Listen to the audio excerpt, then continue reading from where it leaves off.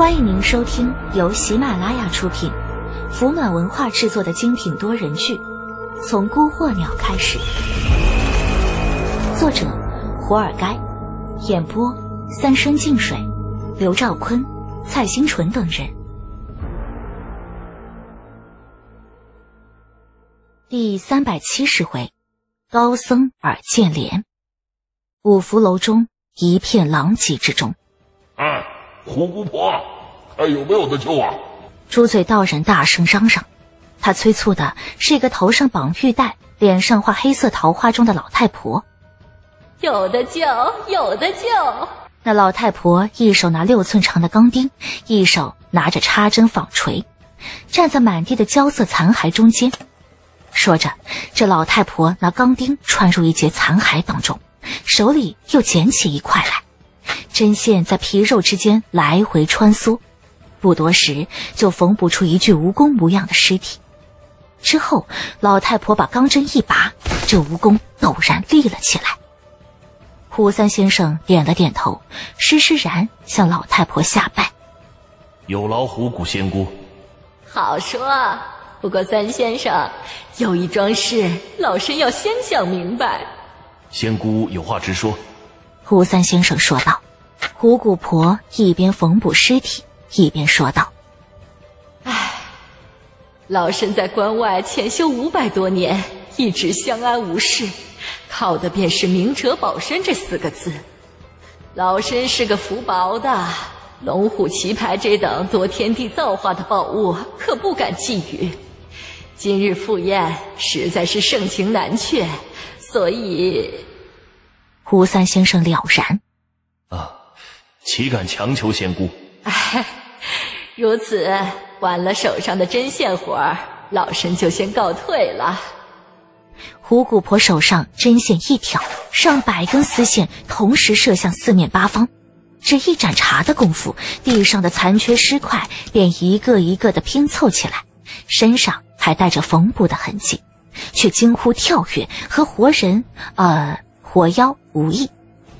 是罢，虎骨婆冲胡三一拱手，转身要走，只是又想起什么似的，回头冲胡三说道：三先生，你我有同族之义，老身依仗年长，便梦唠几句。天师道张逸初的手段，你不是不知道，指望一个不知道从哪儿冒出来的清火天妖，便让他乱了阵脚，老身是不信的。再者说，盯上这龙虎旗牌的，除了咱们外道妖仙，更有各路的艺人，神州之广，高人无数。三先生，切莫自误啊！胡三一躬到地。谢仙姑教诲，只是尽人事，听天命，身在命中，岂可不争？虎骨婆不再言语，招一道妖风去了。胡三先生心中不免叹息，在座虽然人多势广，可他心中看重的不过虎骨婆、耳见莲、蔡根妮等寥寥7、8人而已。只是眼下虎骨婆明言保身，耳见莲至今未曾赴宴，蔡根妮言语不通，剩下的……胡三看了一眼在酒桌上拍着大腿不时应唱2句的黑袍威严男子，心中一阵无奈。胡三儿。那黑袍男子似有所感，开口说道：还能坐在这儿的众位，自然都是对那14道龙虎旗牌感兴趣。你宴请我，我自然要领情。可旗牌只有14道，怎么分润，不妨先说说清楚。要是我听着合适，自然答应；不合适，也不要再浪费时间。胡三摇了摇头。常老哥，你我同为关外5仙之首，你应该知道，这次护送旗牌的将官非同小可，官府不知道从哪里找来这么一位，在总兵府教场只一只手徒手拉弓射狮之际，便休退辽东诸多猛将，更犹有未尽。武曲星君下凡临世也不过如此了。若是不够小心，只怕是白白搭进去性命。我等先众志成城，等东西到了手，再谈分润也不迟。他脸色一肃。若有人在途中起了二心，便是和关外48路外道为敌，人人得而诛之。有了这个前提才好做事，不然一切计划都是空谈。诸位觉得呢？众妖轰然应诺，只有黑袍男子不依不饶。说到底，你想让大伙用什么法子弄到棋牌？若是那将官进了山海关，便不再是咱们的地盘，到那时候干什么都晚了。胡三正色道：那便要看众位的手段了。施主，施主。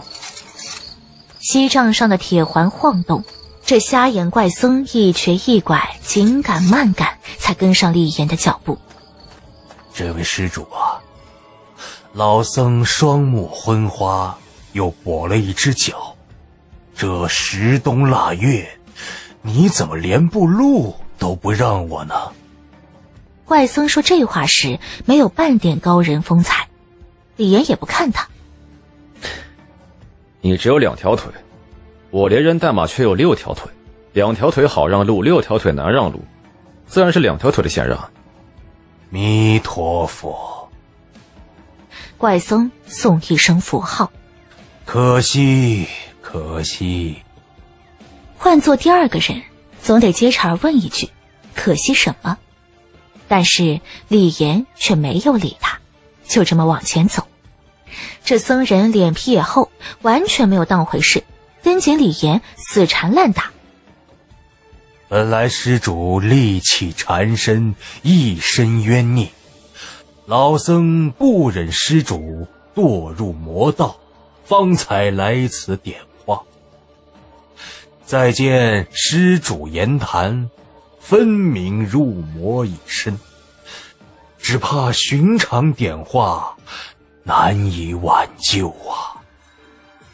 李岩驻足，似笑非笑地盯着这怪僧。那要怎么做才能点化呢？怪僧正色道：须得抄上1000遍《金刚经》，捐2万吊的赎罪钱，才能将功折罪。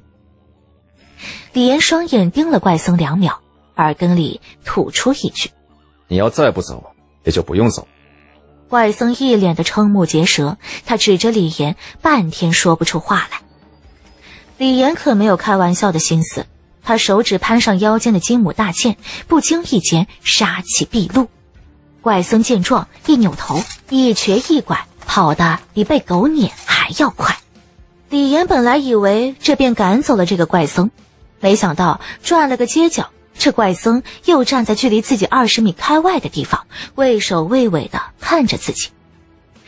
李岩对扎小刀的实力很有自信，只是10来分钟过去了，扎小刀也没有给自己回信，这让李岩心里有点没谱，又怕这时候发起绘画耽误了可能处于激战中的扎小刀，所以着急往5福楼赶，也没有再搭理这个怪僧了。这时候阎福有提示传来：你开启了特殊阎福事件，千古传记。紧跟着扎小刀的绘画切了过来。大概10多分钟的功夫，李岩和扎小刀叔侄2人碰了头。5福楼百妖堂会？李岩眉峰一挑。这帮人商量怎么对付你的？李岩看了一眼老老实实跟在扎小刀身后的曹永昌，然后问扎小刀：水平如何？稀松平常，但也有几个难对付的。扎小刀回忆起那个黑袍威严男子，还有画中取物的胡三先生。我这边也碰上一个和尚，你往后看。李岩朝自己的身后一努嘴，这僧人就站在路口，时不时冲这头张望着。扎小刀看了一眼，立马说道：不知道，他好像没有和我动手的打算。这人呐，应该是堂会上有人提到的叫尔建连的妖僧。那这是怎么回事呢？李岩说道：不是什么时候威胁度的光泽都能够直观地判断出来的。如果目标本身没有任何攻击欲望，那么阎福也不会判定光泽。那妖僧尔建连便是如此，从头到尾李岩也摸不透他的深浅，只是本能地觉得这僧人不好对付。扎小刀皱眉：他就这么跟着你？上来跟我说了没两句，要我念1000遍金刚经，给他2万吊香油钱，让我拔枪吓唬跑了。扎小刀听了，又看了一眼远处站在原地不时脚尖画圈的尔建连，沉吟道：这帮外道妖祟里，倒也不是所有人都对生人虎视眈眈。他指的是那淤泥团似的蔡根泥。胡三先生把他送到扎小刀面前，必然是认为蔡根泥有能够拦住自己的本领。可是这蔡根泥不知道为什么没有对自己动手。那个叔叔，曹永昌在一旁听着，插进嘴来。怎么了？曹永昌腼腆地笑了笑。我之前听到黄袍书生话里的意思，是要抢夺叔叔朋友手里的宝物，或者说这东西对那些妖怪都很有价值。李岩笑道：你要叫他叔叔，也叫我一声李大叔就行。曹永昌冲李岩点头。李壮士。李岩扯了扯嘴角。曹永昌接着说道：我过去听那些话本故事，这妖鬼魍魉啊，有那害人性命吃人心肝的，也有那不谙世事天真烂漫的。可能李壮士身上的宝物对那些善灵来说很有吸引力，却没有产生抢夺的念头。若能与之分说，说不定还另有一番奇遇呢。李壮士赶走和尚，或许有些鲁莽了。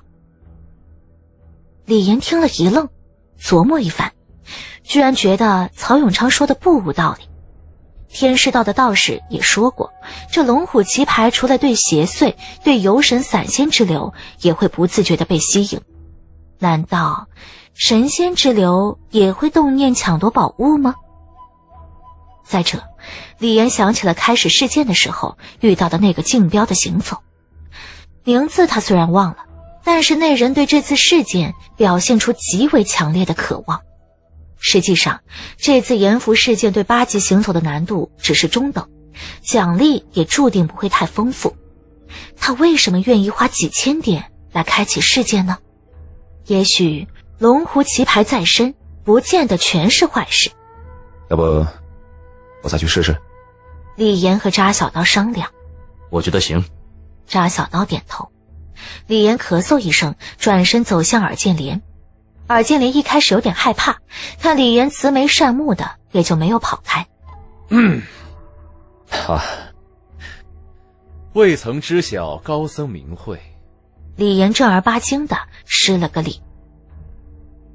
弥陀佛，老朽尔建连。施主罪孽深重，还是赶紧写1000遍《金刚经》，奉2万吊钱与我佛前，才能脱离苦海。李岩一时语塞，好一会儿才咳嗽一声。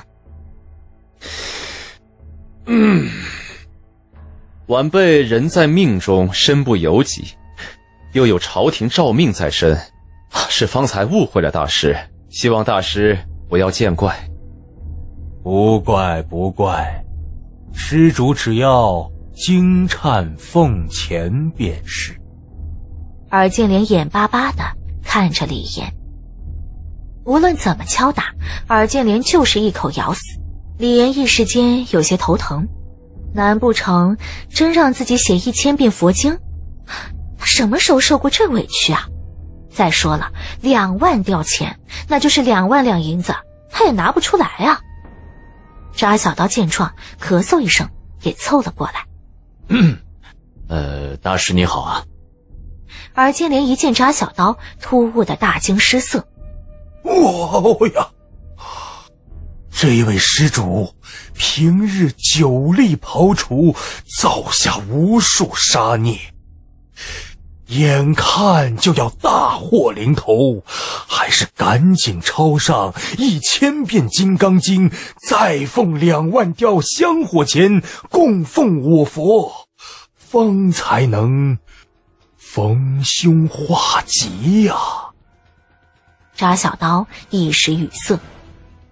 李岩心念一转，却看到一边的曹永昌眼神滴溜溜的乱转，嘴角有笑容，忍不住说道：要么你来试试。曹永昌看李岩一眼，自信地笑了笑，正了正自己的衣袍，也走了过去，一揪尔建莲的袖子。和尚。尔建莲一看这小孩，当即连诵3声佛号。小施主啊，小施主，你年纪轻轻，却五毒俱全，注定一生漂泊，孤独终老。还是回头是岸，抄上1000遍《金刚经》，奉2万吊香火钱，供奉我佛。全白给。扎小刀一摊手，不料那曹永昌闻言，跳起脚来，一巴掌拍在尔建莲的秃脑瓜盖上，大斥出声：经忏可超生，难道阎罗怕和尚？纸钱能赎命，分明菩萨是赃官。大和尚，你还不悟吗？这一巴掌下去，但见尔建莲的鼻孔中射出2道白色乳链，足有几尺长，头顶呈肉髻，此乃佛陀金身32相80号之一。这破衣怪僧顷刻间化作4丈金身罗汉，紧跟着佛光万道，瑞彩千条，照亮整个广宁府。即便这样显得扎里2人很没有文化，但他俩还是没有忍住。我操！李生有勇武，少不读书，多误事，记载自柳敬亭《金光侠客传》。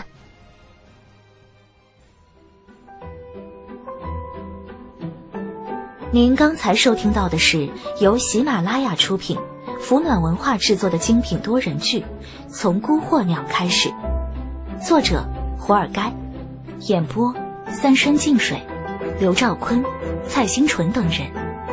喜欢本故事，请直接订阅本专辑。我们下一期再见。